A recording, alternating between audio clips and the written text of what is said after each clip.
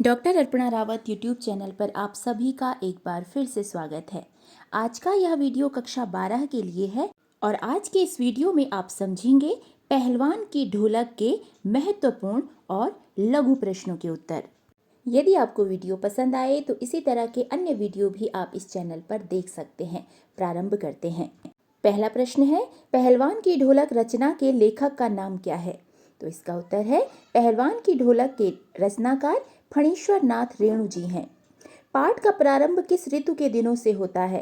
पाठ का प्रारंभ जाड़े के दिनों से होता है। चुपचाप आंसू कौन बहा रहा था? चुपचाप आंसू अंधेरी रात बहा रही थी।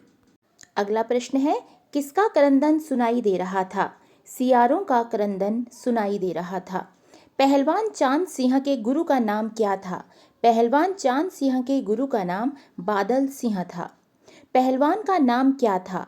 पहलवान का नाम लुट्टन था। अगला प्रश्न है, राजपुरोहित और मैनेजर ने लुट्टन का विरोध क्यों किया? राजपुरोहित और मैनेजर ने लुट्टन का विरोध इसलिए किया क्योंकि लुट्टन क्षत्रिय नहीं था। शेर के बच्चे के नाम से प्रसिद्ध पहलवान कौन था? शेर के बच्चे के नाम से प्रसिद्ध पहलवान चांद सिंह था। चांद सिंह कहाँ से आया था? चांद सिंह पंजाब से आया था। अगला प्रश्न है, लुट्टन सिंह ने दूसरे किस नामी पहलवान को पटक कर हरा दिया था? लुट्टन सिंह ने दूसरे काला खां नाम के पहलवान को पटक कर हरा दिया था। काला खां क्या कहकर अपने प्रतिद्वंदी पर टूट पड़ता था? काला खां आली कहकर अपने प्रतिद्वंदी पर टूट पड़ता था। लुट्टन सिंह को कसरत की धुन क्यों सवार हुई?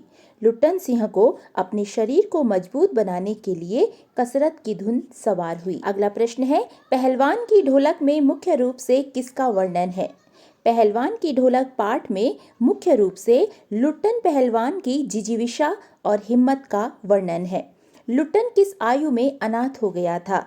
लुट्टन 9 वर्ष की आयु में अनाथ हो गया था। लुट्टन का पालन पोषण किसने किया? लुट्टन का पालन पोषण उसकी सास ने किया। गांव में कौन सा रोग फैला था? गांव में मलेरिया और हैजा रोग फैला था। किसकी आवाज मृत गांव में संजीवनी शक्ति भरती थी? पहलवान के ढोलक की आवाज मृत गांव में संजीवनी शक्ति भरती थी। ढोलक की आवाज गांव के लिए क्या करती थी? ढोलक की आवाज गांव के लिए संजीवनी शक्ति का काम करती थी। अगला प्रश्न है, बचपन में लुट्टन क्या काम करता था? बचपन में लुट्टन गायें चराता था। लुट्टन ने किस पहलवान को हराया? लुट्टन ने चांद सिंह पहलवान को हराया। लुट्टन ने चांद सिंह को कहाँ के दंगल में हराया था? लुट्टन ने चांद सिंह को श्यामनगर के दंगल में हराया था। अगला प्रश्न है, लुट्टन ने किसकी अनुमति पाकर चांद सिंह से कुश्ती लड़ी? लुट्टन ने राजा साहब की अनुमति पाकर चांद सिंह से कुश्ती लड़ी। लुट्टन ने किसकी प्रेरणा से कुश्ती में विजय प्राप्त की?